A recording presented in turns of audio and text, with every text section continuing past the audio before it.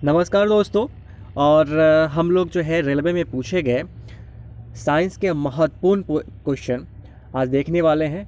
और आज कुछ नया ऐड किए हैं इसमें, जो है कि क्वेश्चन का जो एनालिसिस भी किया जाएगा और भी विस्तार में देखा जाएगा कि क्वेश्चन क्या कहता है और उसके बारे में और क्या जानने की आवश्यकता है। तो जैसे भी जहाँ से भी है जुड़ जाइए और बता दें कि रेलवे में पूछे गए महत्वपूर्ण प्रश्न जो है आप लोगों के लिए लेकर आ गए हैं। तो देखना इसे मत भूलें। और आप लोग के लिए मेहनत किया जा रहा है, तो आप लोग ज़्यादा से ज़्यादा रेलवे ग्रुप डी और एनटीपीसी के ग्रुपों में शेयर कीजिए ताकि सभी को इसका बेनिफिट उठा सके मुफ्त में। ठीक है, और ये सारा जो वीडियो है मुफ्त में है, कोई चार्ज नहीं लिया जा रहा है, ये चीज़ ध्यान रखिए। तो चलिए शुरू करते हैं। आज के पहले प्रश्न को देखते हैं। देखिए, आज का पहला प्रश्न है, अम्ल वर्षा का पीएच मान कितना होता है। क्वेश्चन पूछ रहा है अम्ल वर्षा का पीएच मान कितना होता है। उम्मीद करते हैं कि अगर हम, ठीक है, किसी भी तत्व का या किसी एलिमेंट का या किसी पदार्थ का, ठीक है, उसके स्वाद के बारे में चर्चा करें तो आप जान सकते हैं कि अगर एक लाइन पे हम यहाँ ड्रॉ करते हैं कि ये टर्म जो है उदासीन है या न्यूट्रल है, उदासीन है या न्यूट्रल है, तो इसके जो इसके पीछे यानी कि इससे नीचे वाले जो भी एलिमेंट होंगे, इधर जो भी एलिमेंट होंगे, ठीक है, वो सब अम्लीय हो जाएंगे। जितनी दूर जाएंगे इस रेखा से जितना दूर जाएगा उतना ही जो होगा यह क्या हो जाएगा, उतना ही अम्लीय हो जाएगा। जितना दूर जाएगा उतना ही अम्लीय हो जाएगा। और इस रेखा से इस तरफ जितना दूर जाएंगे उतना ही कोई भी तत्व या कोई भी पदार्थ क्षारीय होगा। यहाँ पूछा क्या है, अम्ल वर्षा का पीएच मान कितना होता है। तो आपको बता दें कि यहाँ 4 ऑप्शन दिए गए हैं और चारों ऑप्शन आपको स्पष्ट रूप से दिख रहे हैं। मैं इसका सही उत्तर दे दूँ, इसका सही उत्तर हो जाएगा 5.5 या इससे कम होगा। अम्लीय वर्षा का पीएच मान 5.5 या उससे कम होगा। उम्मीद करते हैं सही जानकारी अब तक पहुँचा रहे हैं हम। देखते हैं थोड़ा एनालिसिस इसके बारे में। देखिए क्या कह रहा है, इसका एनालिसिस क्या कह रहा है, तो देखते हैं। इसका एनालिसिस कह रहा है कि अम्ल वर्षा का पीएच मान जो होता है वह कितना होता है, तो वह होता है 5.5 या उससे कम होता है। और आगे देख लेते हैं महत्वपूर्ण पॉइंट क्या दिया हुआ है। महत्वपूर्ण पॉइंट दिया हुआ है, क्या कह रहा है, या ध्यान देने योग्य बातें हैं। SO2, SO3 और NO वातावरणीय जल के साथ क्रिया करके सल्फ्यूरिक अम्ल या सल्फ्यूरस वर्षा जल के साथ ये अम्ल पृथ्वी पर आ जाते हैं। इसे अम्ल वर्षा कहते हैं। तो देखिए महत्वपूर्ण लाइन है यहाँ पे, अम्ल वर्षा किसे कहते हैं, तो एक बार और ध्यान दे ले। SO2, SO3, NO वातावरणीय जल के साथ क्रिया करके सल्फ्यूरिक अम्ल या सल्फ्यूरस वर्षा जल के साथ ये अम्ल पृथ्वी पर आ जाते हैं और इसे ही क्या कहते हैं, वर्षा कहते हैं। और आगे देखते हैं, हमारा शरीर जो है 7.0 से 7.8 पीएच के परास के बीच कार्य करता है। अभी हमने बताया है कि किसे अम्ल बोल सकते हैं, किसे क्षार बोल सकते हैं, किसे उदासीन बोल सकते हैं। मैंने अभी बताया है नंबर लाइन पे, ठीक है। तो इधर आप जितना इधर जाएंगे वो क्षारीय कहलाएगा और इधर जितना जाएंगे उतना अम्लीय कहलाएगा। ठीक है, तो यहाँ क्या बोला है, हमारा शरीर 7 से 7.8 पीएच के परास के बीच कार्य करती है। जी हाँ दोस्तों, आगे देखते हैं। मुंह के पीएच का मान जो होता है 5.5 से कम होने पर दांतों का क्षय प्रारंभ हो जाता है। ठीक है, अगर आपके मुंह का पीएच मान अगर 5.5 से कम होगा तो आपके दांतों का क्षय प्रारंभ हो जाएगा, यानी दांत जो होंगे क्या होने लगेंगे, नष्ट होने लगेंगे। चलिए अगले प्रश्न को चलते हैं। देखिए क्या कहता है अगला प्रश्न। अगला प्रश्न कहता है, शुक्र के वातावरण में निम्न गैसों में से ज़्यादातर कौन सी शामिल होती है। शुक्र के वातावरण में निम्न में से ज़्यादातर कौन सी गैसें जो है शामिल होती है वह बताना है। ऑप्शन 4 ऑप्शन दिए गए हैं। उम्मीद करते हैं सभी ऑप्शन जो है आपको स्पष्ट रूप से दिख रहे हैं। मैं इसका सही जवाब दे दूं विथ एक्सप्लेनेशन, तो इसका सही जवाब हो जाएगा, वह हो जाएगा डी, कार्बन डाइऑक्साइड। जी हाँ दोस्तों, शुक्र यानी वेनस के वातावरण में अधिकतर जो मात्रा मिलती है वह कार्बन डाइऑक्साइड, जिसको हम रासायनिक सूत्र CO2 के रूप में लिखते हैं। चलिए थोड़ा विस्तार में इसके बारे में हम चर्चा करते हैं, इसके बारे में विस्तार में देखते हैं क्या इसके बारे में और कुछ जानने योग्य है बातें। देखिए क्या कह रहा है, शुक्र के वातावरण में कार्बन डाइऑक्साइड गैस ज़्यादातर शामिल होते हैं। ये चीज़ मैंने अभी बताया। शुक्र ग्रह को सुबह और शाम का तारा भी कहा जाता है। तो चलिए एक और नया पॉइंट आपको जानने को मिला, शुक्र ग्रह को क्या कहा जाता है, सुबह और शाम का तारा भी कहा जाता है। ठीक है, उम्मीद करते हैं सभी स्पष्ट हो रही होगी बातें। अगला देखते हैं, मंगल ग्रह पर मीथेन गैस का प्रमाण मिला है। ये चीज़ भी नए चीज़ जानने को मिला आपको, मंगल ग्रह पर मीथेन गैस का प्रमाण मिला है। वही पृथ्वी पर नाइट्रोजन कितने % है, उम्मीद करते सभी को पता है 78% है। वही ऑक्सीजन कितने हैं, ऑक्सीजन जो है 21% है। ठीक है, ऑक्सीजन कितने हैं तो 21% है। CO2 की मात्रा कितनी है तो 0.03% है। ठीक है, अगर आपसे एक सवाल करें कि CO2 की मात्रा बढ़े तो वायुमंडल में क्या होगा, क्या होगा, ठंडा वातावरण जो है नष्ट हो जाएगा, गर्म हो जाएगा वातावरण, इसलिए। ठीक है, तो यहाँ पे ये चीज़ ध्यान देने योग्य है, नाइट्रोजन यानी कि N2O है ना, नाइट्रोजन 78% है, सॉरी नाइट्रोजन 78% है, ऑक्सीजन क्या है 21% है, और CO2 क्या है 0.03% है। तो ये सब चीज़ जो है कि ध्यान देने योग्य बात है। चलिए नेक्स्ट प्रश्न को चलते हैं, अगले प्रश्न के बारे में देखते हैं थोड़ा विस्तार में। ठीक है, क्या कह रहा है यह कि विशाल ग्रेट, जी हाँ दोस्तों, विशाल ग्रेट रेड स्पॉट के रूप में जाना जाता तूफान किस ग्रह से संबंधित है। यह एक तूफान के नाम के बारे में बता रहा है और पूछ रहा है कि यह किस ग्रह से संबंधित है। 4 ऑप्शन दिए गए हैं, जो कि उम्मीद करते हैं, मैं स्पष्ट करता हूं कि आप सभी को स्पष्ट यह चारों ऑप्शन दिखाई दे रहे हैं। पहला ऑप्शन है मंगल ग्रह, दूसरा ऑप्शन है वीनस, और तीसरा है प्लूटो, और चौथा है बृहस्पति। ठीक है, तो इसके बारे में हम विस्तृत में जानेंगे। उससे पहले इसका सही उत्तर बता दें कि इसका सही उत्तर जो हो जाएगा डी हो जाएगा, और यह 3 नंबर प्रश्न है, एक बार और बता दें। और इसका सही उत्तर क्या हो जाएगा, तो इसका सही उत्तर हो जाएगा बृहस्पति हो जाएगा। चलिए थोड़ा विस्तार में इसके बारे में जानने की कोशिश करेंगे, लेकिन चलिए देखते हैं, नेक्स्ट प्रश्न को चलते हैं। देखिए क्या कह रहा है, उस तापमान का मान कितना होगा जो मानव शरीर में सामान्य जाना जाता है। बताना है उस तापमान का माप कितना होगा जो मानव शरीर में सामान्य माना जाता है। मानव शरीर का तापमान जिसको नॉर्मल माना गया है, नॉर्मल दर्जा दिया गया है, उसका माप कितना होता है, मेजरमेंट कितना होता है। तो 4 ऑप्शन है और बता दें कि इसका सही उत्तर क्या हो जाएगा। ठीक है, इसका सही उत्तर हो जाएगा सी सही उत्तर हो जाएगा 98.6 डिग्री फ़ारेनहाइट। 98.6 डिग्री फ़ारेनहाइट, इस टेम्परेचर को सामान्य ताप बोला जाता है। ठीक है, सामान्य बोला जाता है, नॉर्मली इतना ही जो है टेम्परेचर मनुष्य का रहता है। चलिए देखते हैं इसके बारे में थोड़ा विस्तृत क्या क्या कहा है। तो ये बोल रहा है कि 98.6 डिग्री फ़ारेनहाइट तापमान मानव शरीर में सामान्य माना जाता है, यानी कि अगर इसको सेल्सियस में बदला जाए तो यह 37 डिग्री सेल्सियस के आसपास होगा, लगभग होगा। वही बोला है कि -40 डिग्री सेल्सियस पर -40 डिग्री पर सेल्सियस एवं फ़ारेनहाइट का तापमान बराबर होता है। एक और नया चीज़ जानने को मिला, -40 डिग्री सेल्सियस पर जो है सेंटीग्रेड पर सेल्सियस एवं फ़ारेनहाइट का तापमान जो है बराबर होता है।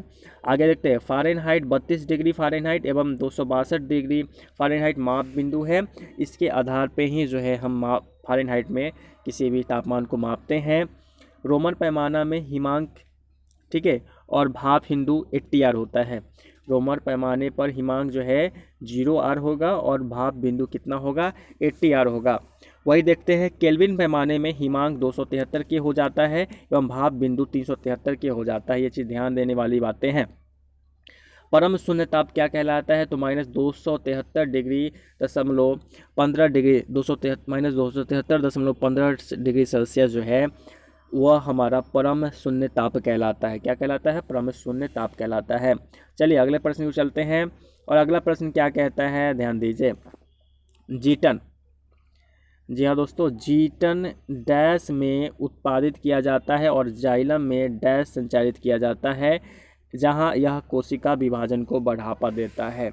जीटन डैश में उत्पादित किया जाता है और जाइलम डैश में संचारित किया जाता है, जहाँ यह कोशिका विभाजन को बढ़ावा देता है। ऑप्शन देख लीजिए, पहला ऑप्शन है टहनियों, ठीक है, जरो, दूसरा ऑप्शन है जरो टहनियों, और तीसरा ऑप्शन है टनो पत्तों, और चौथा है पत्तों टनो। ठीक है, देखते हैं इसका सही उत्तर क्या हो जाएगा। इसका सही उत्तर क्या हो जाएगा? जी हाँ दोस्तों, तो देखिए क्या है, जीटन जड़ों में उत्पादित किया जाता है। ध्यान से देखिए, जीटन क्या है, तो यह जड़ों में उत्पादित किया जाता है और जाइलम में टहनियों संचारित किया जाता है। और जाइलम में क्या किया जाता है? टहनियाँ संचारित किया जाता है, जहाँ यह कोशिका विभाजन को बढ़ावा देता है। ठीक है, यह कोशिका विभाजन को बढ़ावा देता है। कौन बढ़ावा देता है? तो जीटन। चलिए अगले प्रश्न को चलते हैं।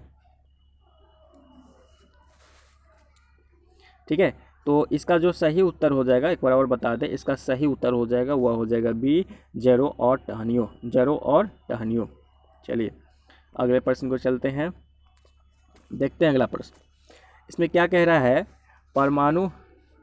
परमाणु रिएक्टर में विखंडन प्रक्रिया की दर को नियंत्रित करने के लिए डैश का प्रयोग किया जाता है, जो खुद में ही विखंडन के बिना न्यूट्रॉन अवशोषित करता है। आपको अगर एक बात बता दें कि अगर एक कोई प्रश्न आप पढ़ रहे हैं और पहली बार में आपको पढ़ने नहीं पड़ा, समझ में नहीं आया, तो उसको 2 बार 3 बार पढ़िए। अगर आप कभी ना कभी उस चीज़ को पढ़े होंगे तो ज़रूर याद आ जाएगा। तो ये चीज़ हमेशा एग्ज़ाम में आप फॉलो करेंगे, ठीक है। तो इसका आप पढ़िए, 2-3 बार क्वेश्चन को पढ़िए, अगर पता होगा तो ज़रूर इसका आप सही उत्तर मार पाएंगे। नहीं तो मैं इसका सही उत्तर बता दूं कि कैडमियम हो जाएगा। जी हाँ दोस्तों, कैडमियम इसका सही उत्तर हो जाएगा। चलिए इसके बारे में थोड़ा विस्तार में देखते हैं क्या कह रहा है। ठीक है, कह रहा है परमाणु रिएक्टर में विखंडन प्रतिक्रिया की दर को नियंत्रित करने के लिए कैडमियम का प्रयोग किया जाता है। विखंडन प्रक्रिया जो होता है परमाणु रिएक्टर में, उसको कंट्रोल करने के लिए कैडमियम का प्रयोग किया जाता है, जो खुद में ही विखंडन के बिना न्यूट्रॉन अवशोषित करता है। जो खुद में विखंडन के बिना न्यूट्रॉन को अवशोषित कर लेता है। ठीक है, बहुत ही महत्वपूर्ण पॉइंट है। अगला पॉइंट देखते हैं, रिएक्टर में ईंधन के रूप में यूरेनियम 235, यू का मतलब यूरोनियम है, या PU 239 का प्रयोग किया जाता है। ये चीज़ ध्यान रखना पड़ेगा। ठीक है, कैडमियम या बोरन क्षार का प्रयोग किया जाता है, जिससे 2 न्यूट्रॉन का अवशोषण कर लिया जाता है। ठीक है, रिएक्टर में मंदक के रूप में भारी जल या ग्रेफाइट का प्रयोग किया जाता है। ये सब चीज़ ध्यान देने योग्य बात है, महत्वपूर्ण पॉइंट बता रहे हैं। रिएक्टर में मंदक के रूप में भारी जल या ग्रेफाइट का प्रयोग किया जाता है। मंदक न्यूट्रॉन की गति को धीमा करता है और परमाणु बम अनियंत्रित श्रृंखला अभिक्रिया है। जी हाँ दोस्तों, चलिए थोड़ा सा इसका एक और पॉइंट है, उसको देखते हैं।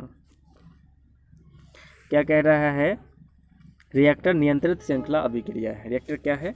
कंट्रोल श्रृंखला अभिक्रिया है।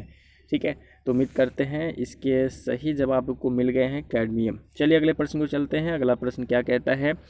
अगला प्रश्न कहता है, मनुष्य के लिए एलर्जी जांच से रक्त परीक्षण में क्या शामिल नहीं होता है?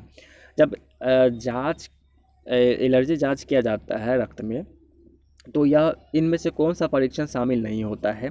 ऑप्शन है, 4 ऑप्शन दिए गए हैं, इनमें से आपका सही उत्तर देना है। उसका सही उत्तर मैं आपको बता दूं कि बी हो जाएगा, एलिसा परीक्षण या एलिसा टेस्ट जो है इसमें शामिल नहीं होता है एलर्जी टेस्ट में। चलिए इसके बारे में कुछ विस्तार में देखते हैं। एलिसा मनुष्यों के लिए एलर्जी जांच रक्त परीक्षण में शामिल नहीं होता है। ठीक है, हीमोग्लोबिन के बारे में देखते हैं। हीमोग्लोबिन AIC खून जांच से संबंधित है। ठीक है, एलिसा का full form enzyme linked immune solvent SC। यह HIV वायरस की जांच करने की एक प्रणाली है। ठीक है, ये चीज़ जान लीजिए, एलिसा जो है HIV वायरस की जांच करने की एक प्रणाली है। एलिसा टेस्ट से पता चलता है रोगी एड्स से पीड़ित है या नहीं है। तो महत्वपूर्ण सूचना, महत्वपूर्ण इन्फॉर्मेशन आप सभी को मिल रहा है कि एलिसा जो है एक जांच प्रणाली है, जिससे पता चलता है कि रोगी एड्स से पीड़ित है या नहीं है। मतलब अगर HIV या एड्स जो अगर हो जाता है, ठीक है, तो इसी टेस्ट के द्वारा पता चलता है कि वह व्यक्ति जो है रोग से एड्स से पीड़ित है या नहीं है। देखते हैं वेस्टर्न ब्लड टेस्ट। यह HIV संक्रमण की खास जांच है, जो पॉजिटिव होने पर बताता है कि व्यक्ति HIV से ग्रस्त है। वेस्टर्न ब्लड टेस्ट, ठीक है, ये भी HIV संक्रमण की खास जांच है और इसी से पता चलता है कि व्यक्ति जो है HIV से संक्रमित है। चलिए अगले प्रश्न की चलते हैं। अगला प्रश्न है, निम्नलिखित में से कौन सा विकल्प नवीकरणीय नवीकरणीय यहाँ राव हो जाएगा, नवीकरणीय ऊर्जा का स्रोत नहीं है, यह बताना है। ऑप्शन है 4, ए है सौर, दूसरा वायु, तीसरा समुद्र लहरें और चौथा जो है कोयला। नवीकरणीय ऊर्जा का स्रोत नहीं है, यह बताना है।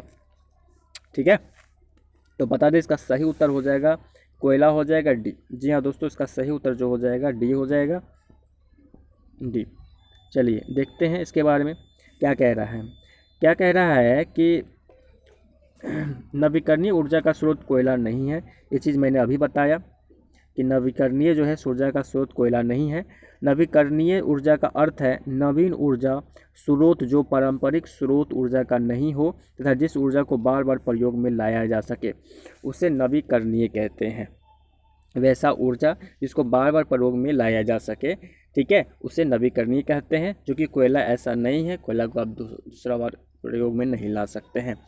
प्रायः नवीकरणीय ऊर्जा का स्रोत प्रदूषण मुक्त भी होता है और नवीकरणीय ऊर्जा का स्रोत प्रदूषण मुक्त भी होता है। अभी देख रहे हैं बहुत सारे चीज़ को जो है कि रिसाइकल किया जाता है, तो एक तरह का वो जो है नवीकरणीय ऊर्जा का स्रोत, ठीक है। और उससे क्या होता है कि प्रदूषण भी फैलना बंद होता है, क्योंकि आप वेस्टेड चीज़ को रिसाइकिल कर रहे हैं, दूसरा बार प्रयोग में ला रहे हैं, तो उससे क्या होता है कि वो मिट्टी में दबा नहीं, यत्र तत्र जो है कि गिरा हुआ नहीं है, तो उससे प्रदूषण जो है भूमि प्रदूषण से राहत मिलती है। तो ये कह रहा है कि प्रायः नवीकरणीय ऊर्जा का स्रोत प्रदूषण मुक्त भी होता है। तो उम्मीद करते हैं नवीकरणीय ऊर्जा के बारे में आपको समझ में आ गया होगा, उस तरह का ऊर्जा जो बार बार प्रयोग में लाया जा सके। चलिए अगले प्रश्न को चलते हैं। अगला प्रश्न क्या कहता है? अगला प्रश्न कह रहा है, मनुष्य के शरीर में वटेरवा निम्न में से किसका भाग है? हाथ का भाग है, यकृत का है, या रीढ़ की हड्डी का, या मस्तिष्क का है? इन चारों में से सही उत्तर बताना है कि किसका भाग है। तो बता दें कि यह रीढ़ की हड्डी का भाग है। जी हाँ दोस्तों, यह रीढ़ की हड्डी का भाग है, सी। चलिए देखते हैं इसके बारे में थोड़ा विस्तार में। तो क्या कह रहा है? कह रहा है कि मनुष्य के शरीर में वटेरवा रीढ़ की हड्डी का भाग है, ठीक है। और बाकी और भी कुछ जो है, जो शरीर के पार्ट के बारे में बताया है कि कर्ण जो है अस्थियों के नाम, यहाँ स्थान है और अस्थियों के नाम है।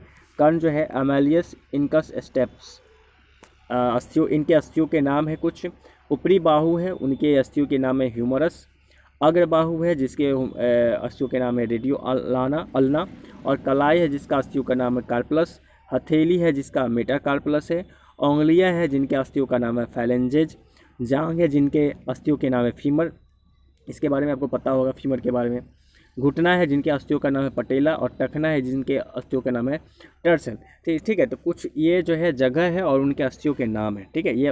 ये जो सारे दिए गए हैं आपके शरीर के पार्ट है कहीं ना कहीं, और ये जो है आपके उनके अस्थियाँ हैं, ठीक है। तो उम्मीद करते हैं स्पष्ट हो गए होंगे। चलिए इसके बारे में बताइए कि पेरिस्कोप में निम्न में से किसका प्रयोग किया जाता है? साधारण शीशा का किया जाता है, या प्रिज्म का किया जाता है, या अवतल लेंस का किया जाता है, या उत्तल लेंस का किया जाता है? आपको ये बताना है कि किसका प्रयोग किया जाता है पेरिस्कोप में। तो मैं बता दूं कि पेरिस्कोप में जो है साधारण शीशा का प्रयोग किया जाता है। Option A is the right answer हो जाएगा। चलिए देखते हैं कुछ इसके बारे में विस्तार में। क्या कह रहा है? कह रहा है कि पेरिस्कोप में साधारण शीशा का प्रयोग किया जाता है। ये इसके बारे में अभी हम लोगों ने जाना। अभिदृश्य लेंस अधिक द्वारक का होता है, जिससे यह दूर से आने वाले प्रकाश की अधिक मात्रा को एकत्रित करता है। दूरदर्शी में 2 उत्तल लेंस होते हैं, ये चीज़ ध्यान रखिए। दूरदर्शी में 2 उत्तल लेंस होते हैं। अभिदृश्यक लेंस की फोकस दूरी नेत्रिका लेंस से अधिक होती है, ये चीज़ ध्यान रखना होगा। अभिदृश्यक लेंस की फोकस दूरी नेत्रिका लेंस से अधिक होती है। एक ही अक्ष पर 2 उत्तल लेंस को संयुक्त सूक्ष्मदर्शी कहते हैं। एक ही अक्ष पर 2 उत्तल लेंस को क्या कहते हैं? अगर एक अक्ष पर 2 उत्तल लेंस है तो उसे हम संयुक्त सूक्ष्मदर्शी कहेंगे। चलिए देखते हैं अगले पॉइंट को। सरल सूक्ष्मदर्शी कम फोकस दूरी का उत्तल लेंस होता है। सरल सूक्ष्मदर्शी जो होता है वह कम फोकस दूरी का उत्तल लेंस होता है। चलिए नेक्स्ट प्रश्न को चलते हैं, देखते हैं ये क्या कह रहा है। दही में मुख्यतः कौन सा एसिड पाया जाता है, यह बताना है। वेरी इंपॉर्टेंट क्वेश्चन है। आप लोग रोज़मर्रा ज़िंदगी में इसका प्रयोग अक्सर करते हैं और बहुत सारे लोगों को तो ये बहुत ही अच्छा लगता है। और खासकर हिंदू धर्म के जो पंडित होते हैं उनको अक्सर जो है इस तरह का भोजन करवाया जाता है, ठीक है, शुद्ध माना जाता है। तो क्या है, दही में मुख्यतः कौन सा एसिड होता है यह बताना है। तो ऑप्शन 4 दिए गए हैं, मैं इसका सही उत्तर दे दूं कि इसका सही उत्तर सी हो जाएगा, लैक्टिक एसिड होता है। चलिए कुछ विस्तार में जानते हैं, और भी स्रोत हैं और भी पदार्थ हैं जिनके अम्ल के बारे में। तो दही में जो है लैक्टिक एसिड पाया जाता है, टमाटर में देखा जाए तो ऑक्जेलिक एसिड पाया जाता है, इमली में देखा जाए तो टार्ट्रिक एसिड पाया जाता है, संतरा में देखा जाए तो सिट्रिक एसिड पाया जाता है, ठीक है। वीडियो को पॉज करके आप कॉपी में उतार लें, यहाँ से एक न एक क्वेश्चन जरूर पूछ देता है। नेटल का डंक मेथेनोइक एसिड पाया जाता है, चींटी का डंक मेथेनोइक पाया जाता है, सिरसा एसिटिक पाया जाता है, अचार एसिटिक पाया जाता है, सोडा वाटर एवं अन्य कार्बनिक अम्ल पाया जाता है, सेब मौलिक पाया जाता है, अंगूर में टार्ट्रिक पाया जाता है, और खाने पचाने में HCl अम्ल का प्रयोग किया जाता है, HCl, ठीक है। कपड़े से जंग के धब्बे हटाने में, कपड़ा से जो जंग धब्बे लग जाते हैं उसको हटाने में ऑक्जेलिक अम्ल का प्रयोग किया जाता है, ठीक है। तो ये सब चीज़ जो है कुछ महत्वपूर्ण पदार्थ है जिनके अम्ल के बारे में बताया गया है कि कौन से अम्ल प्रयोग किए जाते हैं, ठीक है। तो चलिए नेक्स्ट प्रश्न की ओर चलते हैं। अगला प्रश्न देखते हैं। अगला प्रश्न है, डैश रोग मुख्यतः व्यावसायिक स्वास्थ्य खतरों के कारण होता है। व्यावसायिक स्वास्थ्य खतरों के कारण होता है। ऑप्शन ए है साइफिलिस, ऑप्शन बी है सिरहोसिस, ऑप्शन सी है सिलिकोसिस, और ऑप्शन डी है पार्किंस। ये आपको बताना है, तो बता दें इसका जो सही उत्तर हो जाएगा वह हो जाएगा ऑप्शन सी। जी हाँ दोस्तों, ऑप्शन सी सिलिकोसिस हो जाएगा। चलिए इसके बारे में विस्तार में जानते हैं। इसका विस्तार क्या है। सिलिकोसिस रोग मुख्यतः व्यावसायिक स्वास्थ्य खतरों के कारण होता है। सिलिकोसिस रोग खानों में काम करने वाले को होता है। खानों में, खान का मतलब खाने में नहीं, ठीक है, खदानों में, ठीक है। तांबा की मात्रा में बुद्धि से शरीर में विल्सस रोग होता है। तांबा की मात्रा में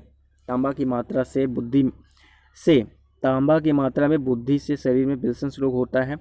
इटाई नामक रोग कैडमियम के कारण होता है। ये चीज़ ध्यान रखिए, बहुत डिफरेंट वर्ड है इटाई डिफरेंट वर्ड है। उसके बाद देखिए, रेडियो सक्रिय स्ट्रोंशियम 90 के कारण अस्थि कैंसर हो जाता है। अस्थि कैंसर के बारे में अगर पूछे कि किस कारण से होता है तो रेडियो सक्रिय स्ट्रोंशियस 90 के कारण होता है। एस्बेस्टस, सीसा, सीमेंट आदि के खानों एवं कारखानों में काम करने वाले को खनिज की अधिकता वाले रोग हो जाते हैं। मतलब देखिए, जहाँ खनिज पाया जाता है, खनिज वाले खदानों में अगर काम करते हैं वहाँ खनिज वाले रोग हो जाते हैं। तो मतलब गजब है। तो इम्पोर्टेंट पॉइंट था ये। चलिए अगले प्रश्न की ओर चलते हैं, देखते हैं। अगला प्रश्न है, कह रहा है कि किस सिद्धांत या नियम के आधार पर वस्तुएं पानी में तैरती है। उम्मीद करते हैं आप लोग 9th में पढ़े होंगे, ठीक है। तो पहला है न्यूटन की गति का तीसरा नियम नहीं, हुक्स का नियम नहीं, फराडे का नियम नहीं, आर्किमिडीज का सिद्धांत। जी हाँ दोस्तों, डी। इसका सही उत्तर हो जाएगा डी, आर्किमिडीज का सिद्धांत। चलिए देखते हैं इसके बारे में थोड़ा सा विस्तार में। क्या कह रहा है, आर्किमिडीज सिद्धांत के आधार पर वस्तुएं पानी में तैरती है। जब कोई वस्तु किसी द्रव में पूरी अथवा आंशिक रूप से डूबी जाती है तो उसके भार में कमी का आभास होता है। भार में यह आभासी कमी वस्तु द्वारा घटाए गए द्रव के भार के बराबर होती है। यह सिद्धांत आर्किमिडीज ने दिया था। तो ध्यान रखना होगा, आर्किमिडीज का सिद्धांत क्या है। जब कोई वस्तु किसी द्रव में पूरी या आंशिक रूप से, मतलब थोड़ा रूप से डुबोई गई, ठीक है, मतलब मान लेते कोई वस्तु को आधा पानी में डुबोई, आधा ऊपर है, तो उसके भार में कमी का आभास होता है, ठीक है। तो भार में यह आभासी कमी जो होते हैं या वस्तु द्वारा हटाए गए द्रव के भार के, मतलब मान लेते हैं जो वस्तु के कुछ भाग जो पानी में है तो वो क्या होंगे, जहाँ पे वो वस्तु है वहाँ तो पानी नहीं है, तो वो हटाने के कारण जो है वस्तु में भार की कमी देखा जाता है, ठीक है। और द्रव के भार के बराबर होती है, हटाए गए द्रव के भार के बराबर होती है। यही सिद्धांत आर्किमिडीज ने दिया था, ठीक है। तो ये चीज़ ध्यान रखना पड़ेगा। इसे प्लवन का सिद्धांत भी कहते हैं। वेरी वेरी इंपॉर्टेंट पॉइंट है, इसे प्लवन का सिद्धांत भी कहते हैं, ठीक है। अपेक्षित घनत्व एक अनुपात है, इसका कोई मात्रक नहीं होता, ये चीज़ ध्यान रखेंगे। एब्सोल्यूट डेंसिटी, इंग्लिश में बोलेंगे एब्सोल्यूट डेंसिटी, एक अनुपात है जिसका कोई मात्रक नहीं होता है। चलिए अगले प्रश्न को चलते हैं। इस प्रश्न के बारे में बताइए, निम्न में से कौन सा नियम गैस से संबंधित नहीं है, यह बताना है। तो बॉयल का नियम तो गैस से संबंधित है, ठीक है।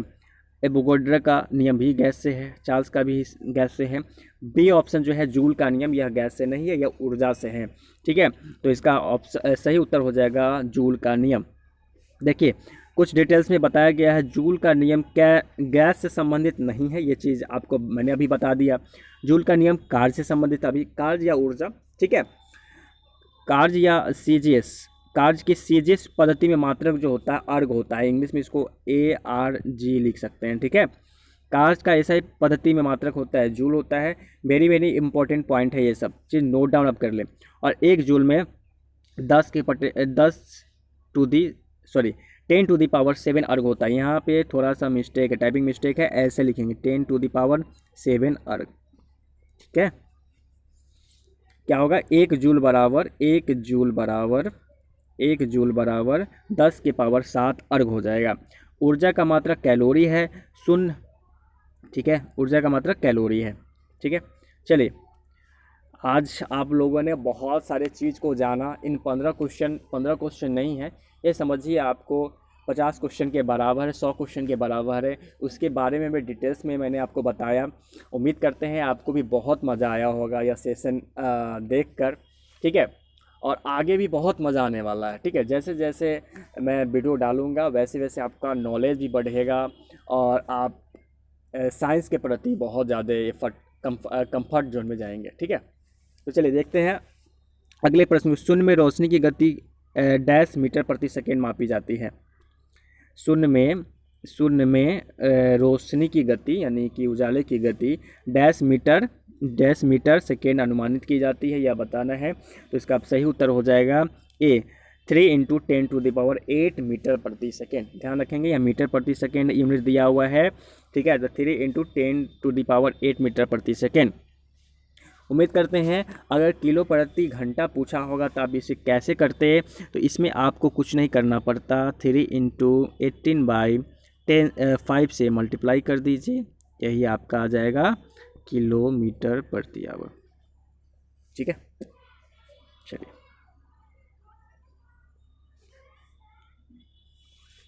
चलिए अगले प्रश्न को चलते हैं। देखिए, मैंने इसका सही उत्तर दे दिया है, ए होगा। और आखिरी प्रश्न की ओर चलते हैं। और आज का आखिरी प्रश्न क्या है, आप सभी को इसका जवाब देना है। क्या हो जाएगा बताइए।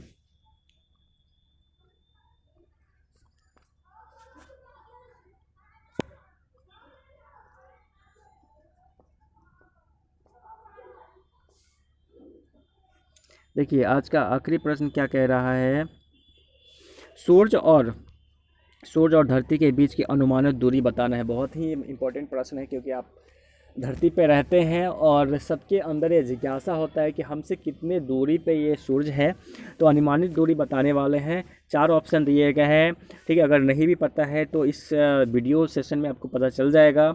इसका जो सही उत्तर होने वाला है या 14.96 × 10⁻7 किलोमीटर हो जाएगा। इतनी अनुमानित दूरी है सूरज और धरती के बीच की दूरी, ठीक है। Option B is the right answer हो जाएगा। चलिए देखते हैं इसके बारे में कुछ विस्तार में क्या क्या बताया गया है। सूरज और धरती के बीच की अनुमानित दूरी जो है वह 14.98 × 10⁻7 है। ये यहाँ पे आप ध्यान देंगे 10⁻7 है, ठीक है, किलोमीटर में है। सूरज की आयु 500 करोड़ वर्ष माना जाता है। सूरज का जो आयु यानी एज निर्धारण किया गया है वह 500 वर्ष का 500 करोड़ वर्ष माना गया है। इसमें आप सत्य रूप से नहीं कह सकते, अनुमानित रूप से ही कह सकते हैं। उसके बाद देखिए, सूर्य सौरमंडल के केंद्र में है, यह चीज़ हम लोगों ने पढ़ा है। सूर्य कहाँ है, तो सौरमंडल के केंद्र में है और बाकी ग्रह उनके चारों तरफ चक्कर काटते हैं, इर्द गिर्द घूमते हैं। सूर्य दुग्ध मेखला मंदाग्नि का 250 किलोमीटर प्रति सेकंड की गति से परिक्रमा कर रहा है। सूर्य जो है दुग्ध मेखला मंदाग्नि का किस गति से, तो 250 किलोमीटर पर सेकंड, यानी 1 सेकंड में 250 किलोमीटर की गति वो दूरी तय कर रहा है और इस तरह से वह परिक्रमा कर रहा है। सूर्य का मध्य भाग 25 दिनों में तथा ध्रुवीय भाग 35 दिनों में एक घूर्णन करता है।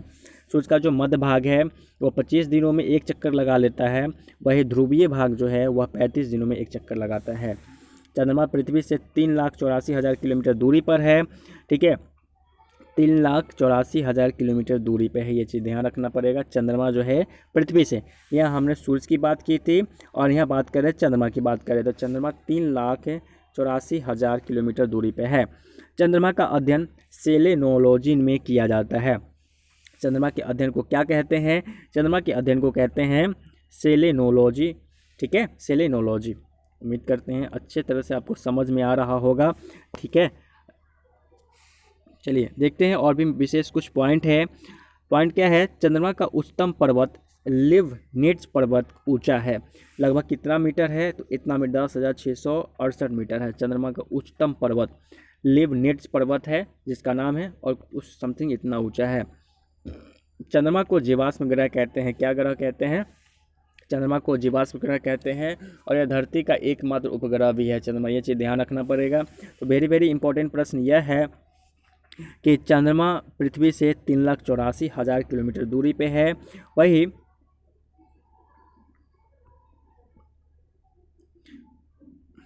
वही सूर्य जो है और धरती के बीच की अनुमानित दूरी 14.98 × 10⁻7 किलोमीटर है। तो उम्मीद करते हैं ये सारे सेशन जो है इस सारे सेशन में आपको बहुत ही मज़ा आया होगा, क्योंकि बहुत ही रोमांचित एक्साइटेड चीज़ सीखने को मिला है। क्योंकि साइंस है, साइंस में हमेशा ऐसे ही चीज़ होते हैं जो आपको सोचने पे विमर्श कर दे। ठीक है, तो उम्मीद करते हैं कि इस सेशन को आपने बहुत इंजॉय किया होगा। अगले सेशन को भी आप बहुत इंजॉय करेंगे, इसलिए आज ही हमारे चैनल के साथ जुड़ जाइए।